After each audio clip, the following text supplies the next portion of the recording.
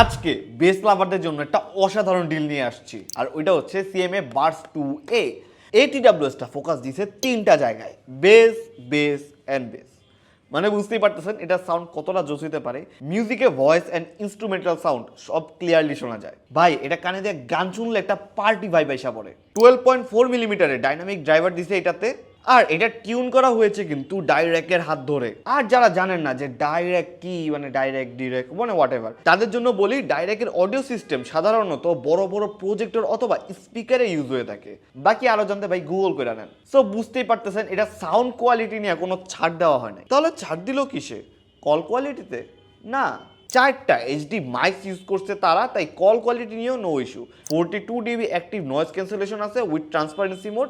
এছাড়াও IP54 water and dust রেজিস্ট্যান্টও পেয়ে যাবেন। আরেকটা ভাই আমার কাছে যেটা সবচেয়ে বেশি ভালো লাগছে এটা হচ্ছে ভাই এটা ডিজাইন।